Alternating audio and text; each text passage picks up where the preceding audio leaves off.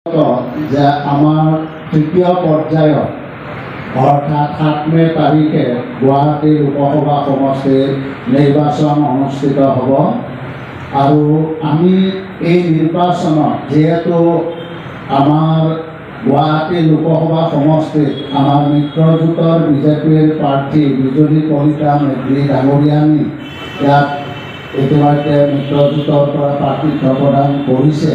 গতিকে আজি আমাৰ এই সভাত বিশেষভাৱে এইকাৰণে আমন্ত্ৰণ কৰা হৈছে যে আমি পৰৱৰ্তী সময়ত আমি মিত্ৰজোঁটৰ প্ৰাৰ্থীক কিভাৱে জয়যুক্ত কৰিম, আমাৰ ষ্ট্ৰেটেজি কি হ'ব, আমি কেনেধৰণে আগবাঢ়িলে ভাল হ'ব, এই সম্পৰ্কত আমাৰ মাননীয় সভাপতি আৰু মাননীয় কাৰ্যকৰী সভাপতি ডাঙৰীয়াই আজি ইয়াতে আমাক আপোনালোকক পৰামৰ্শ তৃতীয় পৰ্যায়ত 7 মে তাৰিখে যথেষ্ট দিন আছে আৰু প্ৰথম পৰ্যায়ৰ নিৰ্বাচন 5টা সমষ্টিত অনুষ্ঠিত হ'ব।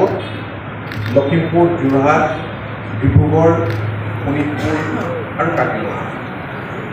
ইতিমধ্যে এই 5টা সমষ্টিত প্ৰাৰ্থীসকলে মনোনয়ন পত্ৰ দাখিল কৰিছে আৰু আপোনালোকে জানে যে 14খন আসনৰ ভিতৰত অসম গণ পৰিষদৰ প্ৰাৰ্থী আছে বৰপেটা আৰু ধুবুৰী সংসদীয় সমষ্টিত আৰু একেবাৰে শেষৰ পৰ্যায়ত নিৰ্বাচন একে তাৰিখে গুৱাহাটী সংসদীয় সমষ্টিৰ যি তাৰিখত নিৰ্বাচন আছে সেই তাৰিখতে নিৰ্বাচন হ'ব। সেই তাৰিখত গুৱাহাটী সংসদীয় সমষ্টি, কোকৰাঝাৰ সংসদীয় সমষ্টি, ধুবুৰী আৰু বৰপেটা সংসদীয় সমষ্টিৰ নিৰ্বাচন আছে। তো আমি ইতিমধ্যে প্ৰথম পৰ্যায়ত ক'ব লগা যিকেইটা সংসদীয় সমষ্টি আছে সেইকেইটাৰ লগত আমি এনেধৰণৰ সভাত মিলিত হ'লোঁ।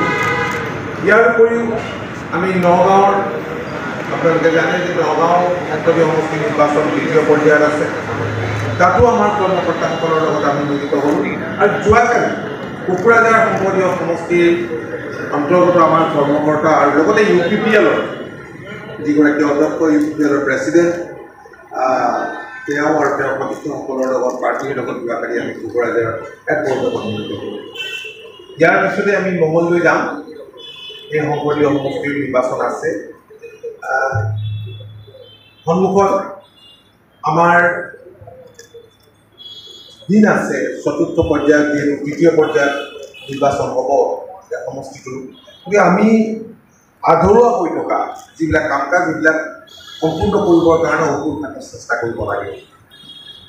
আপোনালোকে জানে যে পূৰ্বতে সমষ্টিৰ আকাৰবিলাক যেনেকুৱা আছিলে, আকাৰবিলাক সলনি হৈছে DD-27 পাছত। সমষ্টি পুনৰ নিৰ্ধাৰণ হোৱাৰ পিছত এতিয়া ৱেষ্ট গুৱাহাটী নাইকিয়া হৈ গৈছে।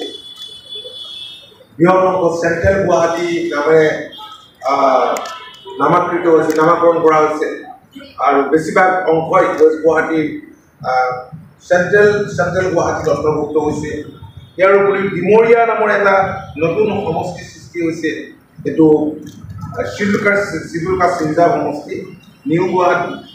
এতিয়া একাধিক্ৰমে সমষ্টিকেইটা আছে গোৱালপাৰা পশ্চিম, চুন্নৈ, চমৰীয়া, বকোচৈগাঁও, পলাকবাৰী, দিছপুৰ, ডিমৰীয়া আৰু নিউ গুৱাহাটী। এতিয়া সমষ্টিকেইটা